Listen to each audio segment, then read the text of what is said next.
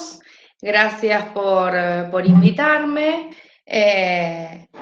Bueno, como decían, yo soy especialista en ginecología y obstetricia. Hice mi residencia en el Hospital Eva Perón de Baigorria y actualmente estoy trabajando ahí en la maternidad de Baigorria y estoy trabajando en alguna que otra maternidad también de acá de la región.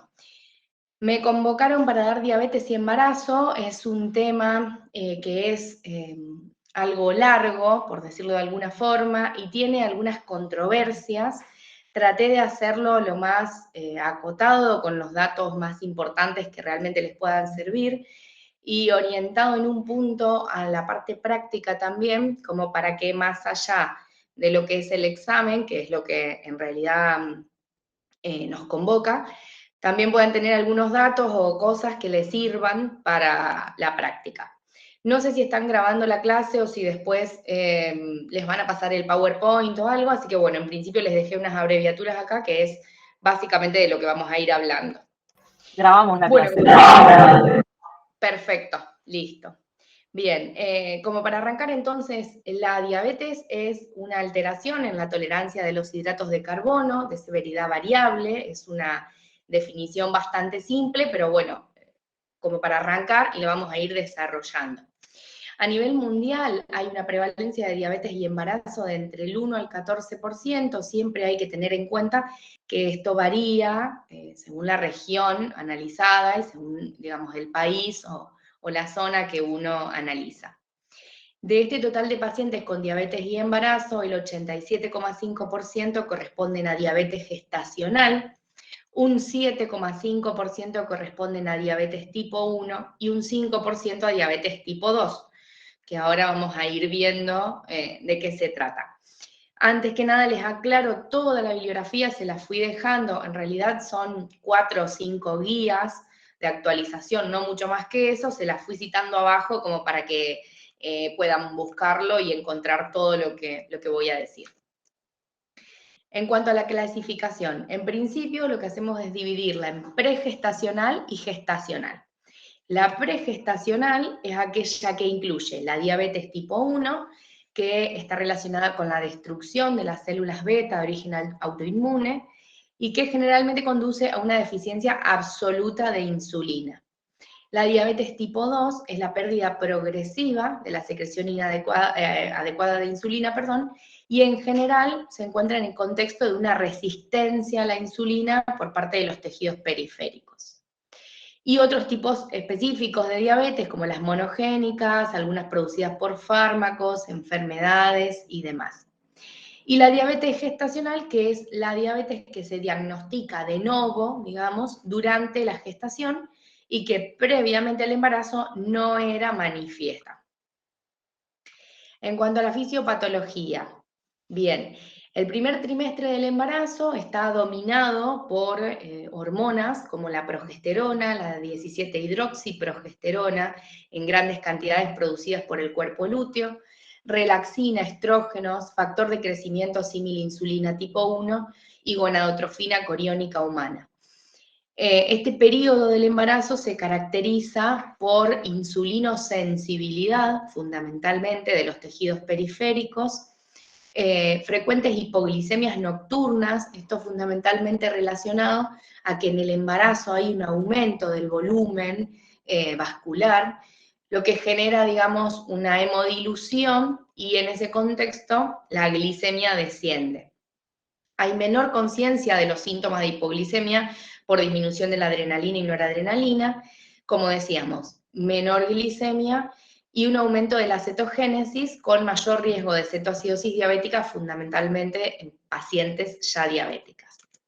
En el segundo trimestre, por el contrario, ya hay un aumento en la producción de estrógenos, sigue habiendo progesterona, pero pasan, digamos, a tomar más protagonismo los estrógenos, el cortisol, fundamentalmente, la hormona de crecimiento placentario, y el lactógeno placentario, que son las hormonas que comienzan a aumentar, y este periodo se caracteriza por un periodo de insulinoresistencia, ¿sí? En el tercer trimestre todo esto se potencia, hay mayor producción de lactógeno placentaria, de cortisol y de estrógenos, con lo cual aumenta la lipólisis en la madre, aumenta la liberación de ácidos grasos, aumenta la producción hepática de glucosa y se intensifica la insulinoresistencia. En general, la glicemia en ayunas se mantiene habitualmente baja, pero todo esto, digamos, este aumento en la producción de glucosa, y la insulinoresistencia periférica lleva a la aparición de una intolerancia a los hidratos de carbono y la aparición de diabetes gestacional. En general, esto está muy relacionado con el hecho de que la diabetes gestacional suele diagnosticarse hacia el final del segundo trimestre o en el tercer trimestre. Y tiene que ver con toda esta base, digamos, fisiopatológica o de cambios que se dan a lo largo de la gestación. ¿Cuáles son las complicaciones que puede presentar una diabetes? En el embrión o el feto. Si aparecen en el primer trimestre de gestación, aborto, malformaciones congénitas y retardo de crecimiento intrauterino. Los abortos y el retardo de crecimiento intrauterino están fundamentalmente dados porque cuando aparece en etapas tempranas hay alteración vascular, en general injuria endotelial, con lo cual lleva a la pérdida del embarazo y en el caso de que no se produzca un aborto puede generar un retardo de crecimiento intrauterino. Las malformaciones congénitas están dadas por la hiperglicemia, no hay malformaciones congénitas que sean patognomónicas, digamos, de la diabetes, pero las más frecuentes suelen ser las cardiopatías. Si aparece en el segundo o tercer trimestre, aparecen macrosomía y organomegalia, fundamentalmente. Esto está relacionado porque la hiperglicemia materna, ¿sí?, genera un aumento en la producción de insulina fetal para hacer frente a esa hiperglicemia. Entonces, en el feto se produce un estado de hiperinsulinemia continua y, como sabemos, la insulina es una hormona netamente anabólica, con lo cual se produce, digamos, un mayor crecimiento, una mayor hiperplasia e hipertrofia de las células, con la consiguiente macrosomía y organomegalia, que de hecho es una de las complicaciones más frecuentes de la diabetes. Hipoxemia crónica relacionada con esta lesión endotelial, digamos, con estas alteraciones vasculares que mencionábamos antes. Muerte fetal y polidramnios. El polidramnio o el líquido amniótico aumentado no está específicamente determinada cuál sería la causa, pero bueno, se ve también bastante frecuentemente polidramnios. En el parto, las distocias, fundamentalmente la distocia de hombros, pero también puede ser una distocia de abdomen, partes blandas, está directamente ligado a la macrosomía fetal y a la organomegalia fetal, y una distocia de hombros, por ejemplo, en sala de partos, es una emergencia obstétrica y puede culminar con una muerte fetal intraparto.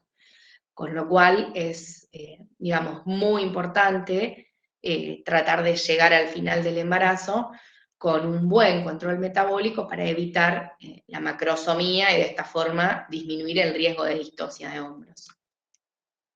En el neonato, por supuesto que hipoglicemia relacionado con lo que mencionábamos antes, este estado de hiperinsulinemia fetal hace que cuando el feto nace, el recién nacido sigue teniendo altas concentraciones de insulina circulante y esto hace que se generen hipoglicemias que pueden ser muy severas. Síndrome de distrés respiratorio es mucho más frecuente en hijos de madres diabéticas que en hijos de madres no diabéticas. Esto está relacionado con el hecho de que la hiperglicemia interfiere directamente con la producción de surfactante a nivel de los alvéolos pulmonares del feto, digamos, por parte de los neumocitos. Interviene con la producción de surfactante, con lo cual los neonatos de madres diabéticas nacen más inmaduros en cuanto a la parte respiratoria y son más proclives a desarrollar síndrome de distrés respiratorio. Hipocalcemia, ligado a las alteraciones metabólicas propias de la hiperglicemia. Policitemia, la policitemia está relacionada con el hecho de que durante el embarazo en la diabetes gestacional, por esta hipoxemia crónica que desarrolla el feto, que lo habíamos mencionado antes, se produce un estímulo con producción aumentada de eritropoyetina, fundamentalmente por el riñón del feto, pero también por otros órganos en un punto, y este aumento de la producción de eritropoyetina genera policitemia, que puede generar también hiperbilirrubinemia. ¿Estamos? En cuanto al niño y el adulto, niños y adultos de madres diabéticas tienen más chance de tener obesidad, ya sea desde la infancia como así en la vida adulta, diabetes mellitus tipo 2 y retraso del desarrollo del sistema nervioso central. En general, aquellas pacientes que presentan diabetes pregestacional, que están sometidos los fetos o los embriones a la hiperglicemia desde el primer trimestre, pueden desarrollar cualquiera de todas estas complicaciones, fundamentalmente las primeras, abortos, malformaciones y RCIU. Aquellas pacientes a las que se le diagnostica una diabetes gestacional, que suele aparecer, como decíamos, en segundo o tercer trimestre, es raro que presenten malformaciones congénitas o RCIU, pero sí son más frecuentes las complicaciones de acá para abajo, macrosomía, organomegalia y todas las que ya hemos mencionado. En cuanto a la madre, aumenta el riesgo de padecer una preeclampsia o una hipertensión gestacional. Esto está directamente ligado con el daño endotelial que se produce. Y también favorece el desarrollo de diabetes mellitus tipo 2 a largo plazo. En aquellas pacientes diabéticas pregestacionales que se embarazan, se puede ver un empeoramiento de las complicaciones crónicas, llámese retinopatía diabética, nefropatía diabética, neuropatía autonómica, cardiopatía isquémica, y también son más frecuentes los episodios de cetoacidosis diabética. Factores de riesgo para desarrollar diabetes gestacional. La edad mayor o igual a 30 años y adolescentes en general tienen mayor riesgo. Antecedentes de diabetes en familiares de primer grado. La obesidad con un IMC mayor o igual a 30. Antecedentes de diabetes gestacional en embarazos previos. Macrosomía previa, independientemente de que se le haya diagnosticado diabetes gestacional o no en ese embarazo. Cuando hablamos de macrosomía, la Asociación Latinoamericana de Diabetes, que es ALAD, define macrosomía como un feto con un peso mayor o igual a 4 kilos, y las guías NICE lo definen como un peso mayor o igual a 4 kilos y medio. Habitualmente por encima de 4 kilos ya uno lo toma como factor de riesgo. Insulinoresistencia previa al embarazo. Acá incluimos lo que es la insulinoresistencia en el contexto, por ejemplo, de un síndrome metabólico. Incluimos lo que es el síndrome de ovario poliquístico, que es una patología ginecológica en el cual uno de los, digamos, de las alteraciones que se puede producir es la insulinoresistencia, y otros tipos de insulinoresistencia que aparezcan previos al embarazo, y pertenecer a un grupo étnico de alta prevalencia. Hispanos, nativos americanos y asiáticos son los grupos más importantes. Bien, pesquisa de diabetes gestacional en paciente embarazada que no tenía diabetes previa al embarazo. A toda embarazada que nos llega a la primera consulta de control prenatal se le debe solicitar junto con el laboratorio de rutina una glicemia en ayunas. ¿Sí? Si esta paciente tiene factores de riesgo, los que mencionábamos antes, familiares de primer grado con diabetes, diabetes gestacional o macrosomía en embarazos previos, obesidad y demás, se le debe realizar una prueba de tolerancia oral a la glucosa en el primer o segundo trimestre, es decir, cuando la paciente venga a consultar. Aclaro esto de que cuando la glicemia en ayunas sea normal, ¿por qué? Porque en general pedimos la glicemia, vemos si la glicemia es normal con factores de riesgo, le pedimos la PTOG. Si la glicemia está alterada, repetimos una glicemia a la semana, y si ya tenemos 2 glicemias alteradas, ya hacemos diagnóstico de diabetes y no tenemos que realizar la prueba de tolerancia oral. ¿Qué es lo que sucede fundamentalmente en la parte pública? En general, a las pacientes se le complica mucho hacer los laboratorios, conseguir los turnos. Entonces, habitualmente, pacientes con factores de riesgo, les solicitamos en primera consulta glicemia en ayunas y prueba de tolerancia oral, las dos en el mismo momento, como para adelantar pasos, por decirlo de alguna forma. Si todo esto da normal, es decir, da todo negativo, entre semana 24 y 28, toda embarazada que no haya sido diagnosticada con una diabetes previamente, debe tener una prueba de tolerancia oral a la glucosa. Y si esa PTOG fue normal, pero la paciente tiene factores de riesgo, hay que repetirla nuevamente en semana 30 a 33.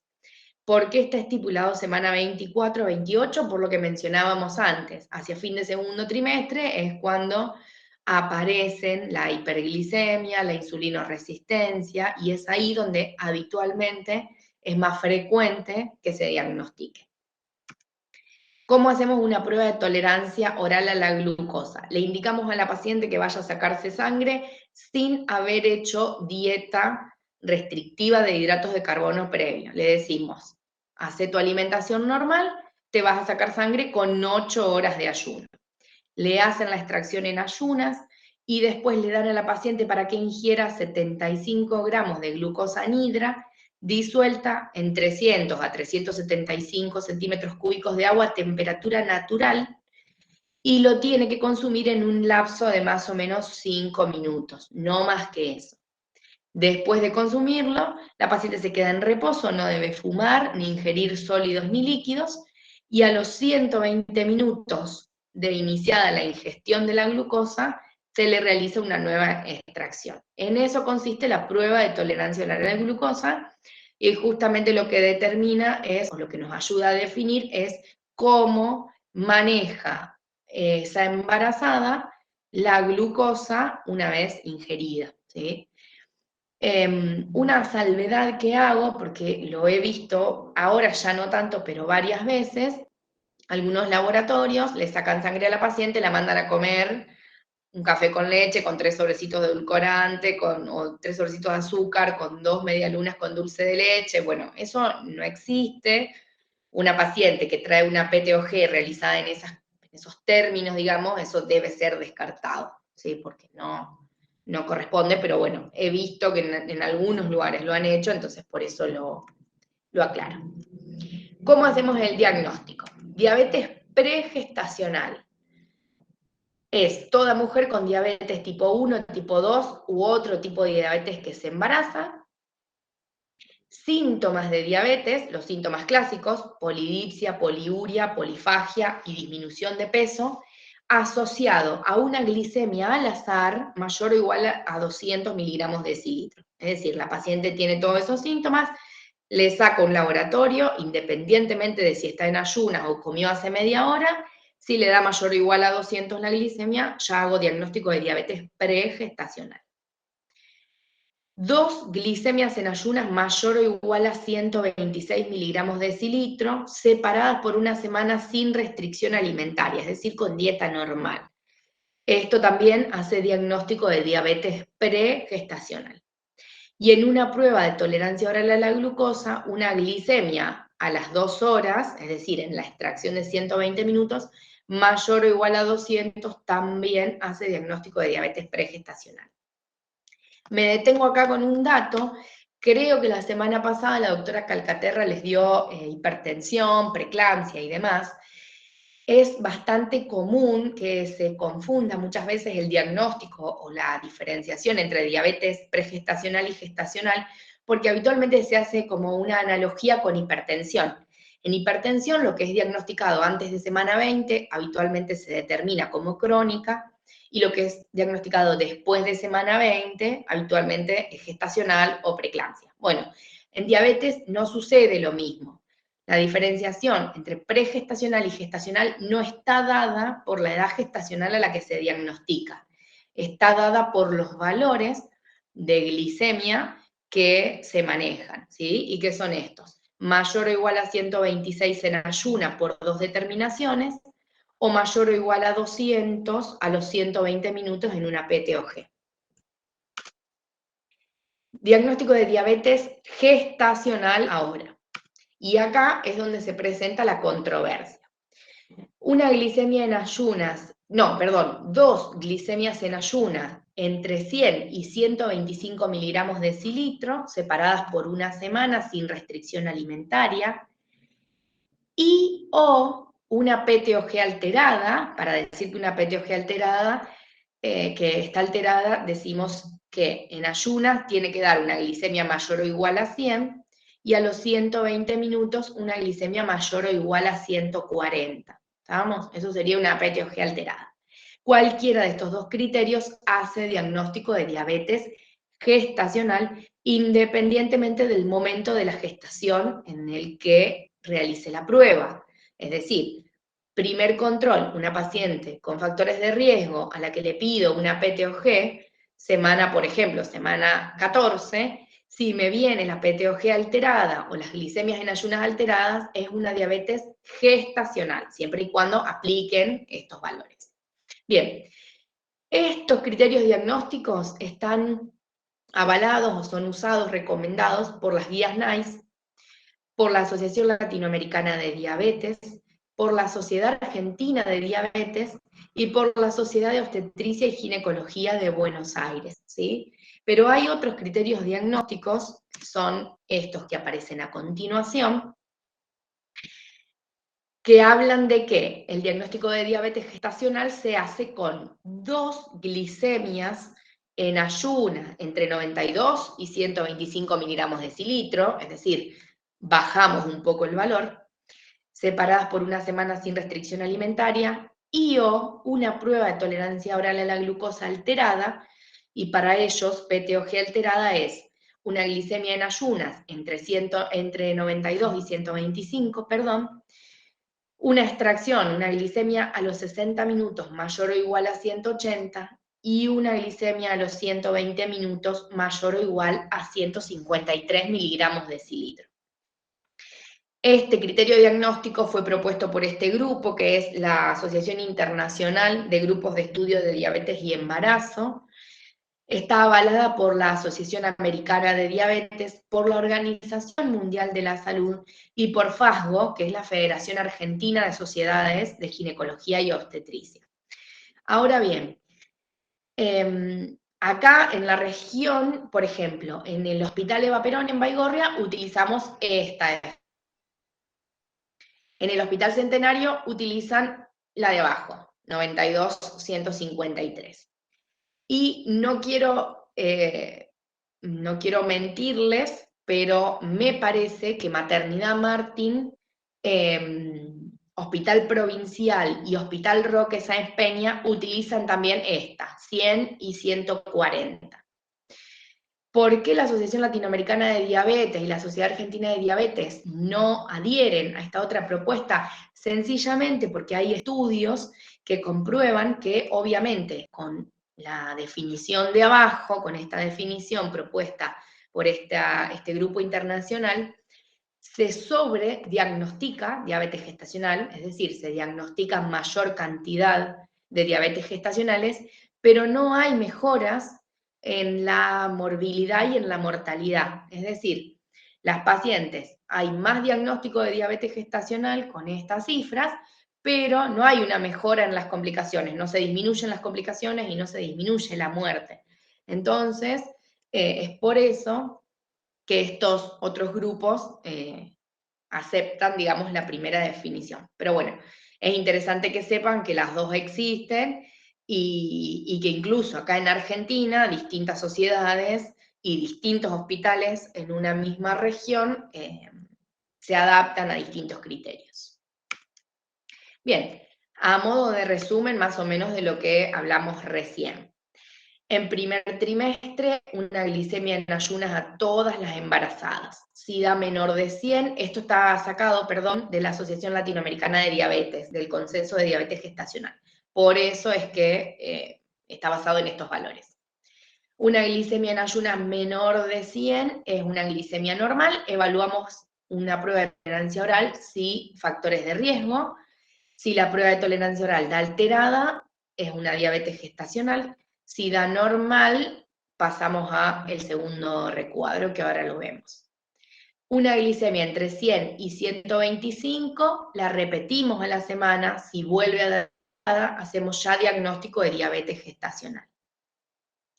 Una glicemia en ayunas alterada mayor a 126, mayor o igual a 126, la repetimos, si vuelve a dar en esos valores, hacemos diagnóstico de diabetes pregestacional.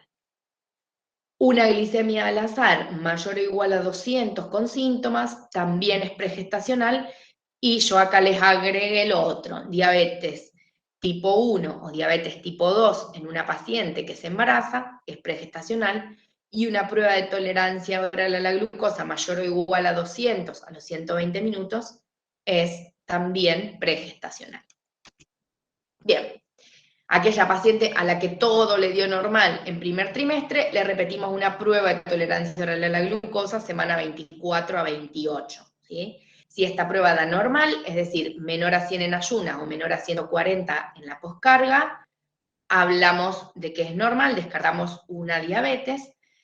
Si la paciente no tiene factores de riesgo, ya está, descartamos diabetes gestacional. Si la PTOG en semana 24-28 da mayor o igual a 100 en ayunas, mayor o igual a 140 en la poscarga, hacemos diagnóstico de diabetes gestacional. Y por último, en el tercer trimestre, aquellas pacientes que hasta el momento le dio todo normal, todo negativo, pero que tienen factores de riesgo, repetimos una última PTOG en semana 30 a 33 con los mismos criterios. Una PTOG normal descarta diabetes, una PTOG alterada me hace diagnóstico de diabetes gestacional. Una vez más lo que decía, NICE, SAD y ALAD adhieren. Organización Mundial de la Salud, Asociación Americana de Diabetes, se diferencian de estos criterios. Bien, hablamos de tratamiento, está basado en 4 pilares fundamentales: la educación diabetológica, el plan alimentario, la actividad física y en última medida los fármacos.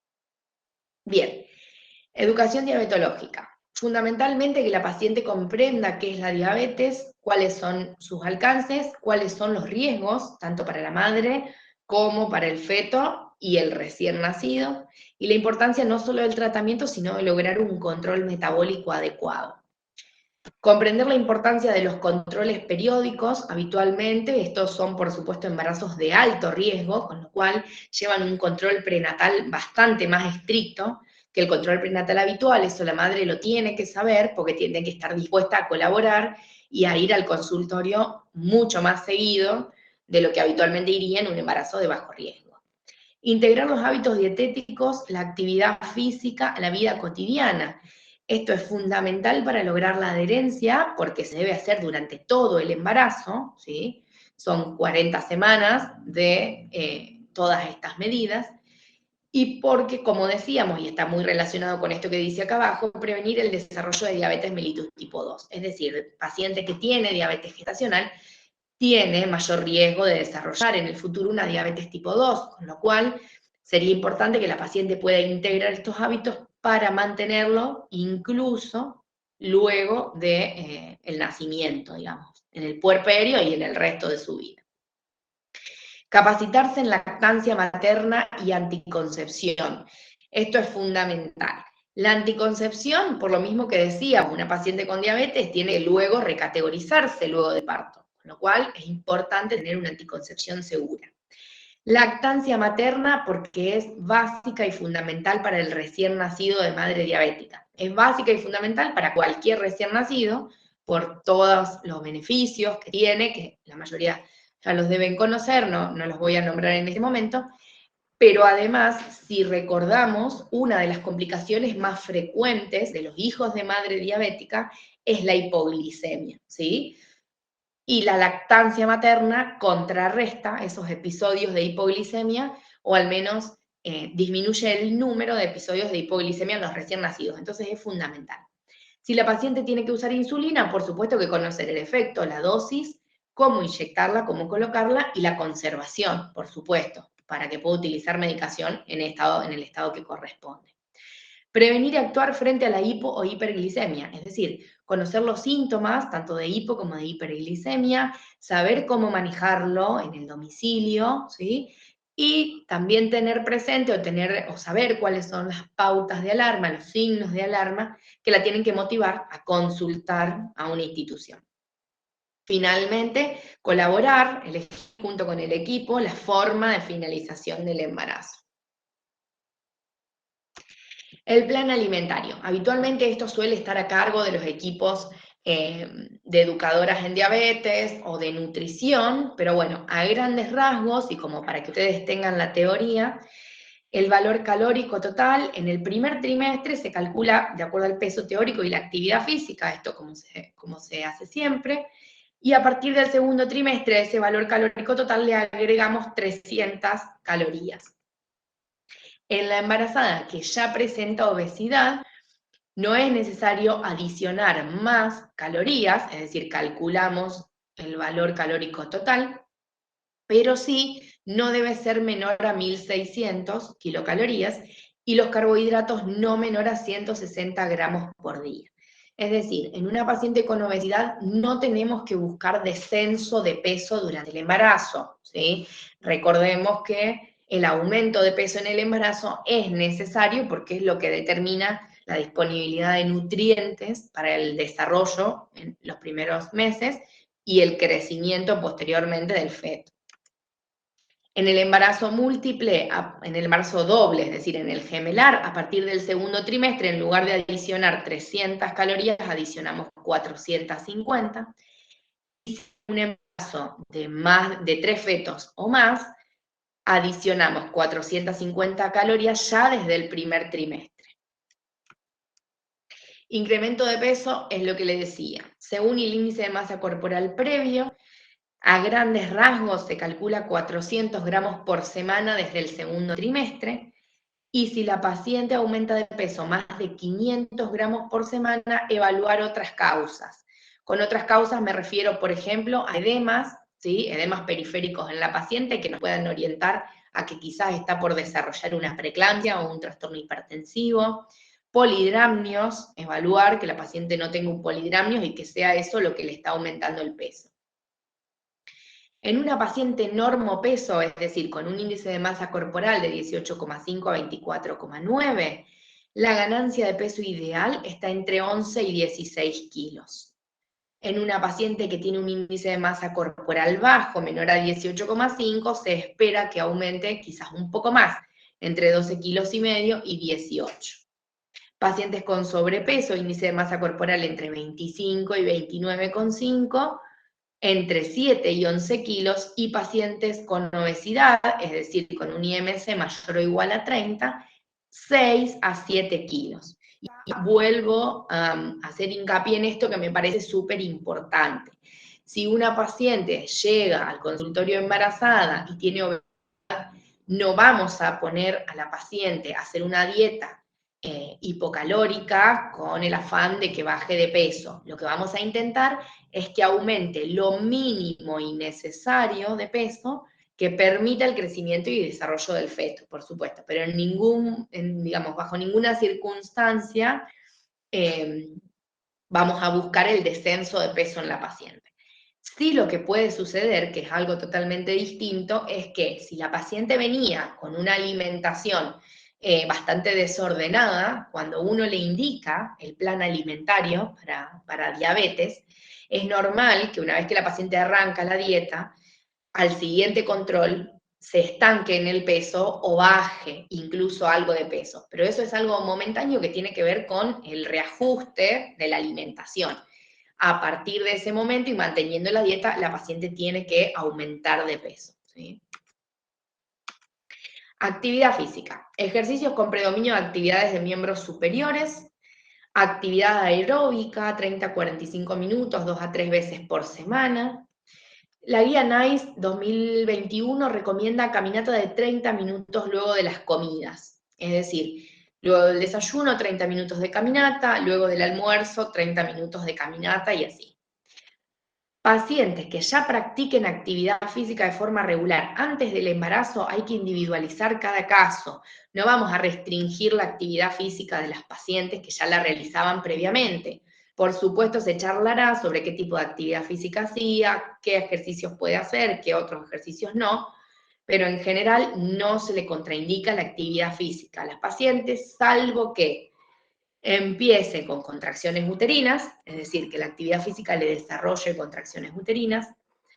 En el embarazo múltiple, ¿por qué? Porque ya el hecho de presentar un embarazo múltiple predispone al parto prematuro. Entonces, bueno, tratamos de no indicar actividad física, o al menos no tan intensa, justamente para no sumarle factores de riesgo para un parto prematuro.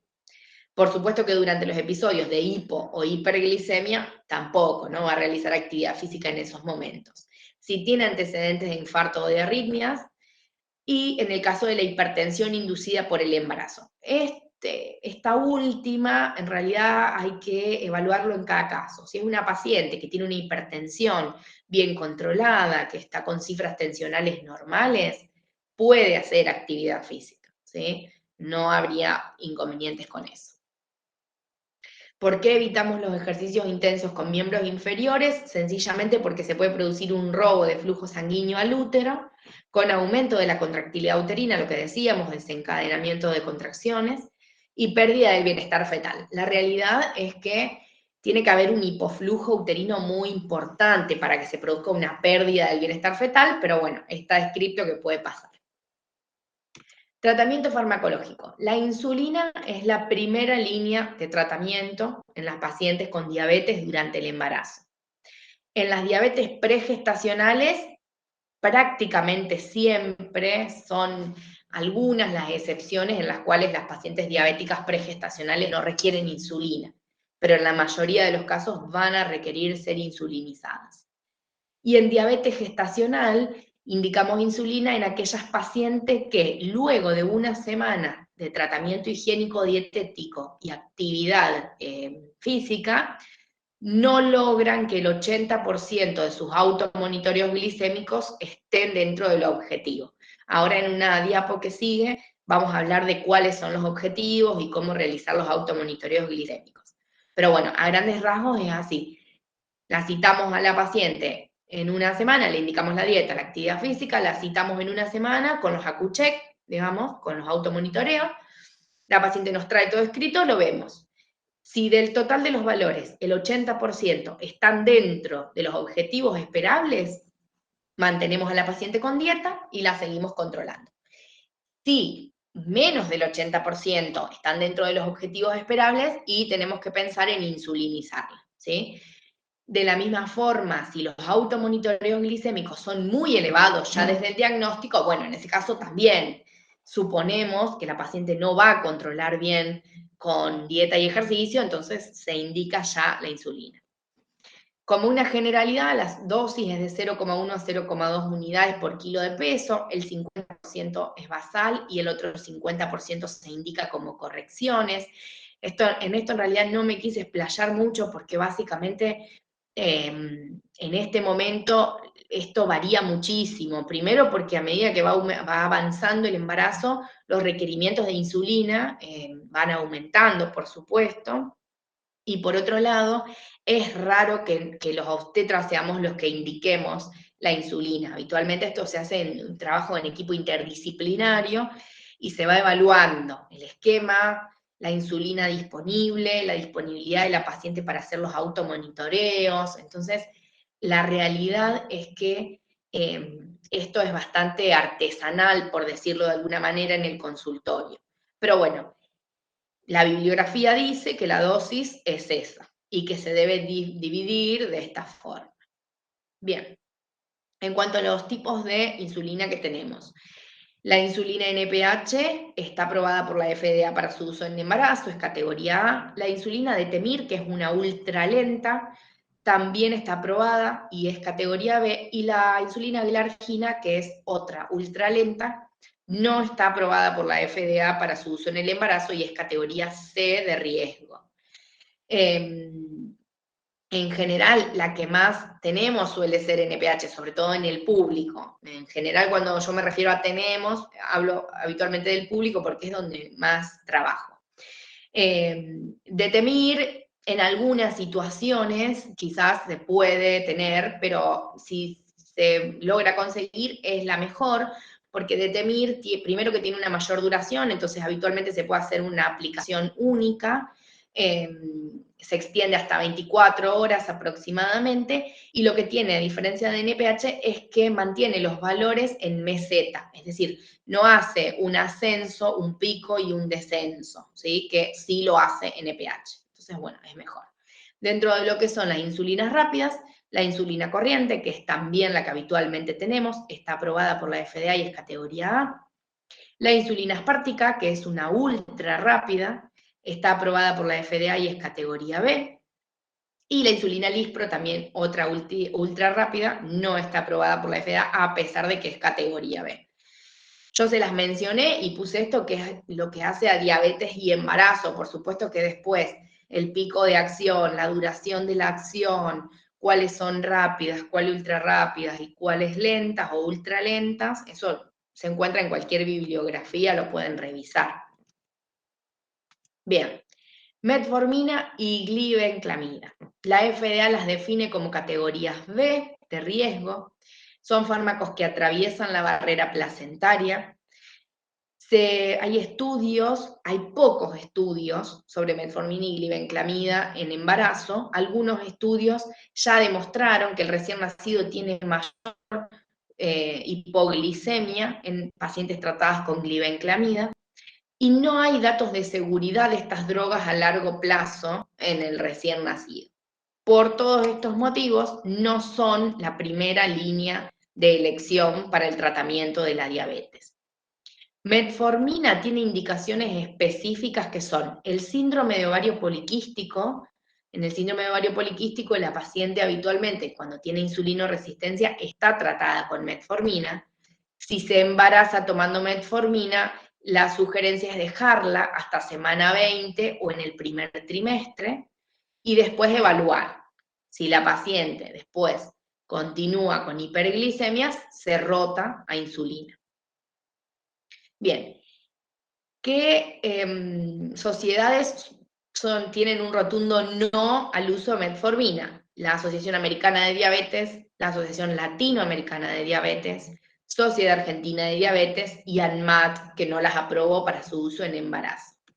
American College de Ginecología y Obstetricia en Inglaterra y las guías NICE recomiendan que se podrían utilizar en el embarazo y hacen una salvedad, hacen un apartado donde aclaran que solo se pueden utilizar siempre y cuando la paciente no esté dispuesta a colocarse insulina o no quiera colocarse insulina, y explicándole que son drogas que no están recomendadas para el tratamiento. Habiendo hecho todo eso, podría consensuarse con la paciente la utilización. Bien, vamos a la parte de seguimiento de estas pacientes. El seguimiento, por supuesto, es interdisciplinario, es una patología bastante compleja, con lo cual requiere de un tratamiento, de un seguimiento bastante especializado. Obstetricia, por supuesto, un especialista en endocrinología, en clínica o en diabetología, un o una nutricionista y un educador o educadora en diabetes. Si tenemos una paciente que tiene glicemias en ayuno normales, que se encuentra en tratamiento higiénico dietético, que no tiene patologías asociadas, ya sea tiroideopatías, hipertensión, preeclampsia o demás, y tampoco tiene macrosomía fetal en las ecografías, el seguimiento es cada 15 días hasta semana 36 y luego semanal.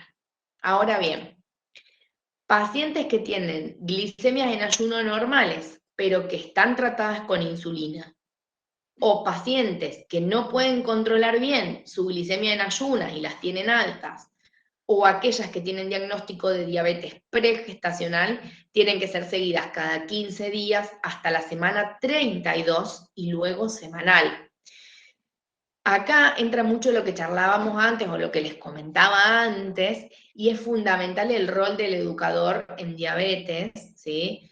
Y la educación diabetológica. Estas pacientes tienen que comprender, la realidad es que un control prenatal en un bajo riesgo tiene muchas menos visitas al consultorio que esto. Acá son controles cada 15 días y después semanal durante prácticamente 1 mes y medio, 2 meses más.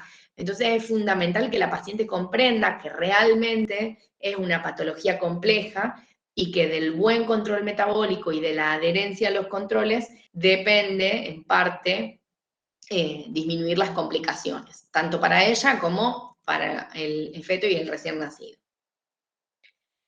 ¿Cómo controlamos la parte o cómo hacemos el control metabólico? Automonitoreos glicémicos, AcuCheck o hemoglucotest o glicemia capilar, es todo lo mismo. Nosotros le decimos automonitoreo glicémico porque en realidad, en teoría, lo hace la paciente en su domicilio, por eso automonitoreo, pero es el AcuCheck. ¿Cuáles son los objetivos? Nos planteamos que la paciente mantenga su glicemia en ayuna entre 70 y 90 miligramos de decilitro, que la paciente 1 hora postprandial mantenga su glicemia no mayor a 140 miligramos de decilitro y que 2 horas postprandial no supere los 120 miligramos de decilitro. Siempre evitando hipoglicemias, porque así como la hiperglicemia no es buena, las hipoglicemias tampoco. Entonces, tratar de evitar las hipoglicemias menores a 60 miligramos de decilitro. ¿Cómo lo hacemos? Diagnosticamos la diabetes en la paciente, le indicamos hemoglucotest pre y postprandiales durante 3 días, algunos dicen 3 a 7 días. La paciente nos vuelve a visitar con los controles, como decíamos antes, evaluamos. Obviamente esto se lo indicamos ya con la dieta y la actividad física, ¿no?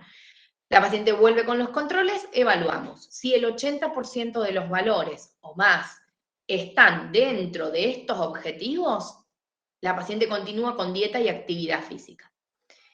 Si menos del 80% de los valores están dentro de los objetivos acá planteados, vemos la posibilidad de derivarla o de iniciar insulina. ¿Estamos? Ahora bien, durante todo el resto del embarazo, ¿cómo sigue? Si la paciente está solamente con dieta, lo ideal sería que se haga 3 AcuCheck por día. Digo AcuCheck porque es lo que estamos acostumbrados, hemoglucotest en realidad sería lo correcto. 3 hemoglucotest por día, 1 en ayuno y 2 postprandiales. Nosotros utilizamos 2 horas postprandial. En España, por ejemplo, usan 1 hora postprandial, no sé si acá habrá algún hospital que lo use así, habitualmente nosotros usamos 2 horas. Básico para aquellas pacientes que no pueden acceder, que no tienen el hemoglucotest, que no tienen tiras o lo que sea, básico 2 veces por semana postprandiales, eso como mínimo. Si la paciente está tratada con insulina, es un poco más intensivo. Lo ideal sería 5 veces por día, es decir, en ayuno, y pre y 2 horas postprandiales, posalmuerzo y postcena, por ejemplo. Acá agregamos preprandiales, ¿por qué? Porque la paciente probablemente tenga correcciones con insulina, y para hacer sus correcciones con insulina va a necesitar la glicemia preprandial y va a necesitar hacer un conteo de hidratos de carbono, a ver qué es lo que va a comer, y en base a eso va a calcular las unidades de insulina que se va a tener que colocar. Mínimo 3 AcuCheck por día, 1 en ayuno y 2 preprandiales por el mismo motivo, básicamente para definir las correcciones de insulina. Si la paciente tiene una diabetes pregestacional, entre 3 y 7 por día, pre o postprandiales, y se recomienda 1 a la madrugada para evaluar que la paciente no presente hipoglicemias nocturnas no detectadas por sintomatología, digamos. En pacientes diabéticas pregestacionales va a variar de acuerdo a si la paciente ya estaba insulinizada previa al embarazo, qué tipo de insulina hacía, qué tipo de esquema insulínico hacía. Eso, bueno, lo va a evaluar habitualmente el médico que hacía el control ya de esa paciente. Suele ser un endocrinólogo o un diabetólogo. Entonces, bueno, eso es más variable. Bien. Hemoglobina glicosilada. En el embarazo tiene un valor objetivo controvertido. ¿Por qué motivo? Porque se modifica con la vida media del eritrocito y en el embarazo la vida media del eritrocito está disminuida, en el embarazo normal, y más aún en un embarazo con diabetes gestacional. Con lo cual, digamos, Algunos autores dicen que habría que poner un punto de corte según edad gestacional, pero esto es algo que no está definido. Fructosamina, acá tenemos los valores, estos sí están establecidos por trimestre, no son el gol estándar para el control metabólico. El control metabólico se hace con automonitoreos glicémicos. Sí se pueden pedir en las diabetes pregestacionales para ver cómo venía el control metabólico de esa madre, y en general se puede pedir una hemoglobina glicosilada al diagnóstico, y si es normal ya no se solicita más. Fructosamina en diabetes gestacional, algunas guías recomiendan una por trimestre, pero las conductas y las modificaciones de la terapéutica se hacen con el automonitoreo glicémico, no con hemoglobina glicosilada ni fructosamina. Cetonuria, algunas guías sugieren semanal en primera orina de la mañana, lo cual en la parte pública de Argentina realmente es bastante complicado. Sí se hace si los automonitoreos glicémicos dan mayor o igual a 200 o si la paciente desciende de peso. Y en el caso de que la cetonuria sea positiva, se modifica la dieta para tratar de sacar a la paciente de la cetosis. Control obstétrico. En la primera consulta ya establecer el riesgo materno-feto-neonatal, ver si la hiperglicemia es solo postprandial o también en ayunas, ver los antecedentes, si hubo fetos muertos en embarazos previos, mortalidad neonatal, antecedentes de macrosomías, de distocias, y detectar complicaciones asociadas, como patología tiroidea o hipertensión. Por supuesto, una anamnesis completa, lo que hacemos en todo control prenatal, examen mamario, ginecológico, PAP, índice de masa corporal preconcepcional, si logramos tenerlo, índice de masa corporal actual y ganancia ponderal hasta la fecha. Ecografías. La de primer trimestre o lo más precoz posible para datar la edad gestacional. Entre semana 18 y 23 es la famosa ecografía morfológica, se sugiere pedirla. Mensual desde el diagnóstico de diabetes gestacional, es decir, la diagnostico y desde ese momento una por mes. Y si tengo una diabetes pregestacional, la hago mensual desde semana 28. Fundamentalmente, que voy a medir peso fetal estimado para evaluar si ese feto está creciendo dentro de percentiles normales o altos, sospechando una macrosomía, y la IBBM, que son dos medidas de líquido amniótico, porque como decíamos, es frecuente el polidramios. Entonces, mido o evalúo la cantidad de líquido amniótico. Una evaluación de peso fetal estimado en semana 38 que me va a ayudar a tomar una decisión en cuanto a finalización del embarazo, sobre todo en cuanto a la vía de finalización del embarazo, ya lo vamos a charlar. Ecocardiograma fetal, si hiperglicemia en ayunos altas, si glicemias en ayuno altas, si la diagnostico antes de semana 20 o si la paciente es diabética pregestacional. Esto está relacionado con lo que les comentaba al principio, de que las cardiopatías congénitas son las malformaciones más frecuentes en la diabetes, entonces por eso un ecocardiograma fetal. Y una ecografía renal bilateral en diabetes pregestacional, ni más ni menos que para evaluar daño de órgano blanco, para evaluar una posible nefropatía diabética. En el laboratorio, la rutina obstétrica de primer y tercer trimestre con perfil hepático y perfil renal. Urocultivo trimestral, recordemos que los pacientes diabéticos tienen mayor predisposición a las infecciones, la embarazada no es la excepción. Una glicemia mensual para evaluar la concordancia con los ACU-check. En diabetes pregestacional sí se sugiere hemoglobina glicosilada mensual, recordemos que en la diabetes gestacional no. Fructosamina cada 3 semanas. Una proteinuria de 24 horas mensual, también como parte del estudio de órgano blanco, ¿sí? La parte renal. Un perfil tiroideo, TSH, T4 libre y antitiroperoxidasa, y un perfil lipídico en diabetes pregestacional. Control de la vitalidad fetal. La ecografía con Doppler fetal solamente está recomendada por la bibliografía si tenemos RCIU, restricción de crecimiento intrauterino, hipertensión o preeclampsia, u oligohidramnios. Estas serían las 3 causas asociadas a la diabetes que me indicarían un Doppler fetal. Y si FASGO, este cuadrito es de una guía de FASGO, sí recomienda monitoreo fetal desde semana 32, si la paciente tiene hiperglicemias en ayunas, desde semana 34-36 en pacientes insulinizadas o con mal control metabólico o que tengan patologías asociadas, como por ejemplo preeclampsia.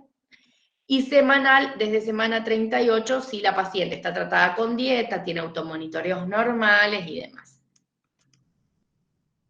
Como extra, en pacientes diabéticas pregestacional, se debe indicar aspirina desde la semana 12 de la gestacional, idealmente antes de semana 16.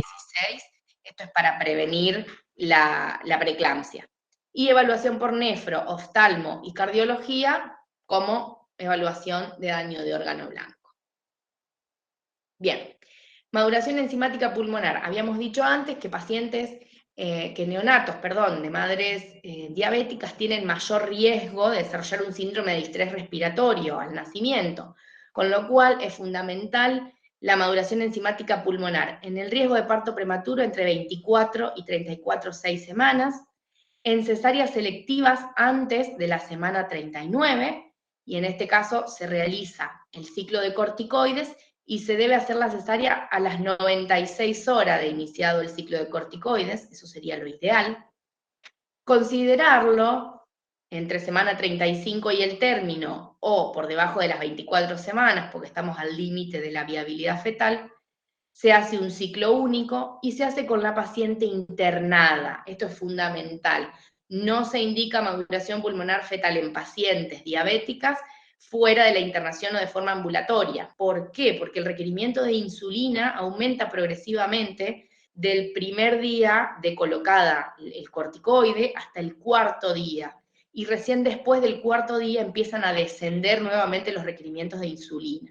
Entonces la paciente debe estar monitoreada con hemoglucotest y se deben ir corrigiendo las hiperglicemias. Esta es la justificación también de por qué la cesárea se debería programar a las 96 horas. Lo ideal es hacer la maduración enzimática pulmonar y darle tiempo a la madre a que pueda volver a tener un buen control metabólico antes de hacer la cesárea. Finalización del embarazo. A grandes rasgos, diabetes gestacional o pregestacional en tratamiento higiénico dietético se espera hasta la semana 40, excepto que tengamos una macrosomía fetal, en ese caso se evalúa antes, que la vitalidad fetal esté comprometida, es decir, que tengamos algún Doppler alterado, algún monitoreo fetal que no es tranquilizador, o que haya complicaciones, como preeclampsia, hipertensión o alguna otra. Pacientes con diabetes gestacional o pregestacional tratadas con insulina, se sugiere la finalización entre semana 38 y 39 completas, ¿sí? Cumplidas. En general, si se espera más allá de eso, aumenta el riesgo de macrosomía fetal y las tasas de cesárea no se modifican. Pacientes que ya son diabéticas pregestacionales y que están complicadas con alguna vasculopatía, semana 37 y en adelante ya se programa la finalización del embarazo, siempre charlándolo con la madre, con el equipo interdisciplinario y demás. Y esto es lo que decíamos, ¿por qué hacíamos una ecografía con peso fetal estimado en semana 38? Bueno, porque a la hora de finalizar el embarazo, aquella paciente que tiene un feto con un peso fetal estimado mayor a 4,5 kilos, se le va a programar una cesárea electiva, o por lo menos se le va a sugerir fuertemente una cesárea electiva. Aquellas pacientes que tengan un peso fetal estimado en su feto de entre 4 y 4,5 kilos pueden hacer una prueba de parto. Incluso algunas guías dicen que hasta se puede hacer una inducción de parto con este peso fetal estimado. Bien, creo que quedan ya 3 diapositivas, pero bueno, es un poco largo el tema. Manejo intraparto e intracesárea. Intraparto, fundamentalmente. Se hacen monitoreos glicémicos cada 3 o 4 horas si la paciente está con dieta, o cada 2 o 3 horas si la paciente está insulinizada. Habitualmente se indica no aplicar la dosis habitual de insulina. Esto es fundamentalmente para las cesáreas que suelen ser electivas o programadas. Por supuesto que la paciente no sabe en qué momento va a entrar en trabajo de parto. Entonces, bueno, si se colocó la insulina y después ingresó en trabajo de parto, con más razón se tienen que hacer estos automonitoreos para evitar las hipoglicemias, dado que si bien a la paciente no se le indica nada por boca en el parto, eso ya es algo que ya lo tendríamos que tener todos incorporado, la paciente en trabajo de parto no debe quedar nada por boca, pero habitualmente la paciente come menos por una cuestión de dolor, de que a veces tiene náuseas, entonces en general la paciente ingiere menos alimentos. Como decíamos, hacer una cetonuria si los hemoglucotés dan mayores o iguales a 200, si es una cesárea programada, hacer la primera hora, que la paciente esté la menor cantidad de horas posibles en ayuno, es fundamental. Si voy a dejar a la paciente más de 6 horas en ayuno, que en realidad se las deja habitualmente, porque anestesia habitualmente pide mínimo 6 horas de ayuno, idealmente 8, le debo hacer una infusión de dextrosa al 5% a través de una vía periférica para mantener el aporte, digamos, de glucosa, dextrosa en este caso. Y en el postoperatorio, es decir, luego de la cesárea, hasta que la paciente vuelva a iniciar la dieta, mantengo la infusión de dextrosa al 5% para evitarle las hipoglicemias. ¿Cuál es el objetivo durante el parto? Mantener glicemias de entre 70 y 120 miligramos de decilitro. Como decíamos, le ponemos un goteo por vía periférica de dextrosa al 5%. En general arrancamos con 35 a 40 gotas y vamos viendo. En cada Q-check que le hacemos a la paciente, si el valor está en este objetivo, nada. Si me da una Q-check mayor o igual a 120, mayor a 120 en realidad, disminuimos el goteo, ¿sí? Bajamos el goteo de dextrosa, y si el Q-check es muy alto, evaluamos la posibilidad de corregir con corriente ospártica. Si por el contrario el hemoglucotés nos da una hipoglicemia, es decir, menor a 70, aumentamos el goteo de dextrosa al 5%. Puerperio. Pacientes que estaban tratadas con dieta, es decir, tratamiento higiénico dietético, le indicamos dieta general. Pacientes que estaban tratadas con insulina, le indicamos dieta para diabéticos. Si la paciente tuvo que ser insulinizada durante el embarazo, suspendemos la insulina y le hacemos un perfil glicémico con hemoglucotés para evaluar la respuesta. Si la paciente ya estaba insulinizada previo al embarazo, lo más probable es que durante el embarazo le hayan tenido que elevar o que aumentar la dosis de insulina, con lo cual, una vez que sacamos la placenta, una vez que se produce el nacimiento, los niveles o el requerimiento de insulina de la paciente va a disminuir, con lo cual se debe disminuir la insulina. Algunas guías dicen al 50%, en general eso se evalúa, dependiendo cuántas unidades de insulina hacía la paciente previamente, si logró un control metabólico adecuado o no, eso, bueno, se evalúa. Si la paciente antes del embarazo tomaba metformina, cuando inicia la dieta, le volvemos a indicar la metformina, ¿sí? Se debe hacer un perfil glicémico con hemoglucotés durante 48 horas, sería lo ideal. Si la paciente hacía dieta, 1 o 2 hemoglucotés por día. Y si la paciente estaba tratada con insulina, 4 a 6 hemoglucotés por día. ¿Eso es para qué? Para la reclasificación. Glicemias posparto, 48 a 72 horas. Si me dan menos de 110 en ayunas, fíjense que acá ya estamos hablando de los valores que usamos en pacientes no embarazadas. Hablamos de 110 en ayunas, ya no más 100. Menor a 110 en ayunas es normal. Entre 100 y 125 en ayunas hablamos de una glicemia alterada en ayunas, y si es 200 o mayor al azar o 126 o mayor en ayunas, ya hacemos diagnóstico de diabetes. Le decimos a la paciente que sigue siendo diabética.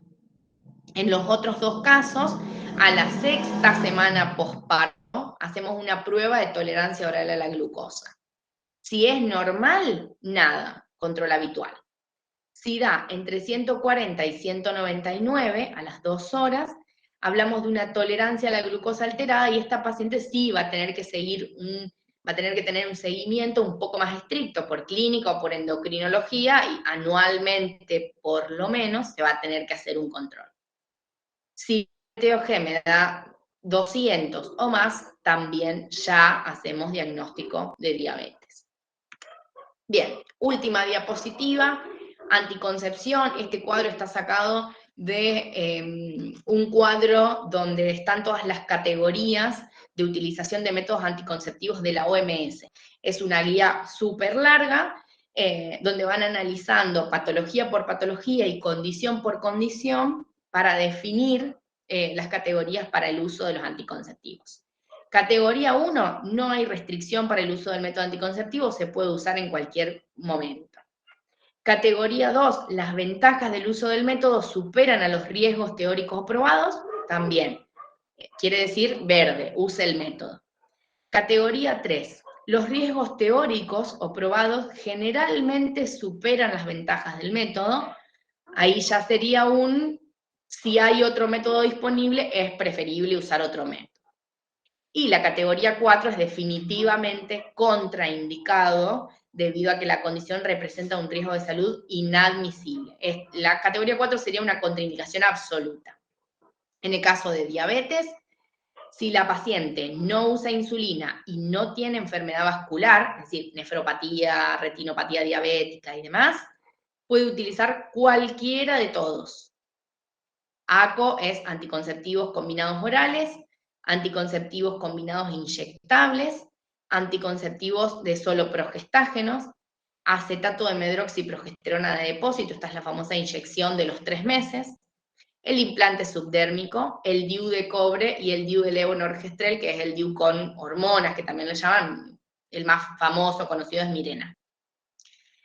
Si la paciente no tiene enfermedad vascular, pero usa insulina, lo mismo, puede usar cualquiera de todos los métodos.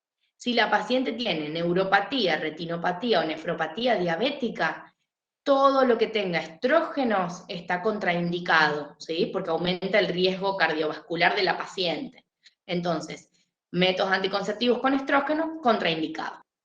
Y acetato de medroxiprogesterona, si bien es un progestágeno, es categoría 3, porque la medroxiprogesterona altera el perfil lipídico, aumenta lo que es el colesterol, triglicéridos, entonces también sumaría un factor de riesgo cardiovascular. Pacientes con otra enfermedad vascular o con diabetes de más de 20 años de evolución, exactamente lo mismo, contraindicados por el riesgo cardiovascular aumentado, y una contraindicación relativa de acetato de medroxiprogesterona también por el mismo motivo, porque aumenta el riesgo cardiovascular. Y nada más. Muchas gracias.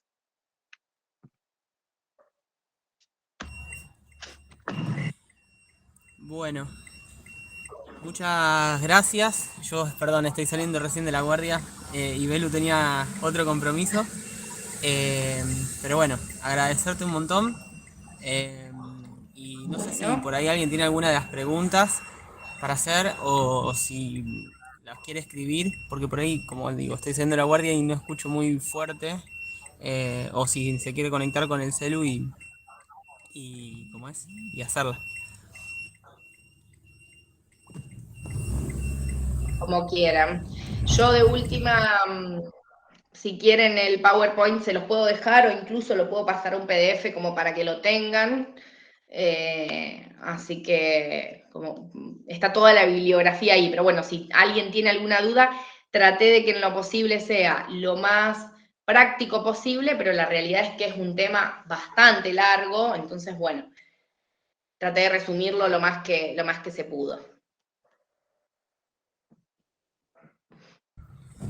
Bueno, de todas formas, además del PowerPoint, queda la clase grabada, así que también está. Perfecto. Y bueno, nada, agradecerte un montón, te pido disculpas a vos por esta desprolijidad. No pasa nada. Otras veces hemos podido organizar diferentes, justo hoy nos coincidió de que no pudo estar Belu hasta el final, pero se acaba de ir, me escribió recién que se acaba de retirar. Así perfecto, que bueno, sí, no hay problema. agradecerte por la los horarios de guardia. No voy a mentirte, no la vi, pero seguramente me gustó mucho, como todas las clases que vienen garantizando, y bueno, nos estamos viendo. Perfecto, cualquier cosa que Belén me escriba, o si tienen algunas dudas o algo que por ahí no resuelve la bibliografía, no tengo ningún problema en que me escriban y pasárselo, o bueno, buscarlo, si es algo que tampoco yo puedo aportar. Así que cualquier cosa, Belén tiene mi teléfono, todo, se puede comunicar y lo resolvemos. Profe, hay 2 preguntas nel chat. A ver, Bueno, yo genial. no tengo... Muchas gracias otra vez. Nos estamos viendo. Yo después le digo a Belu eso que acabas de decir. Bien, para que creo que hay preguntas. No sé cómo ver el chat. Ah, mejor. Bueno, Además que no las puedo leer. Ah, Ahora acá. yo llego a casa y sí las leo. No, Pero si acá, las ya podés las leer vos, genial. encontré. Sí, sí, las veo acá. Es frecuente que no coincida la glicemia del ACU con la del laboratorio. En realidad no coinciden por una cuestión básica. El laboratorio lo que hace es una glicemia, digamos, sérica, y el ACU-check lo que mide es glicemia capilar. Entonces, habitualmente varían. No hay grandes variaciones, pero varían.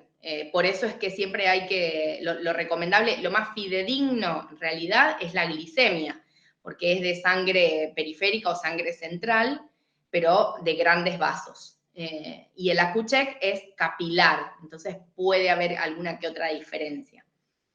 Por eso es que se pide la glicemia mensual como para compararlo. Eso por un lado. Y después la otra pregunta, ¿cuál es el riesgo de iniciar la maduración pulmonar después de semana 35? En realidad riesgo no hay. No hay riesgo. De hecho, por ejemplo, si uno va al privado, a la parte privada, habitualmente se realiza maduración pulmonar hasta el término, hasta las 37 semanas. ¿Qué es lo que sucede? En general, la teoría dice que después de las 34 semanas ya la producción de surfactante es la suficiente como para no necesitar maduración pulmonar. Entonces, habitualmente las guías internacionales sugieren madurar hasta semana 34 y 6 días por ese motivo. Se da por hecho que desde semana 35 en adelante ya la maduración pulmonar digamos, está completa. Pero como decíamos, en madres diabéticas, en general, está un poco retrasada la maduración pulmonar de los fetos. Entonces, en ese caso, es cuando más se tendría en cuenta la posibilidad de indicarlo. Pero en realidad, riesgos no hay. Se usa betametasona o dexametasona, que están las dos aceptadas para esa función, así que no genera ningún tipo de riesgos. Y bueno, nada más, por lo menos en el chat no se ve nada más, así que ahora creo que sí, ya estamos.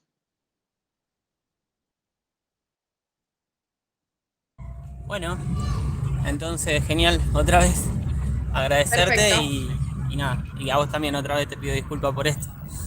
No, por favor, no hay problema. Bueno, espero que les haya servido. Un saludo.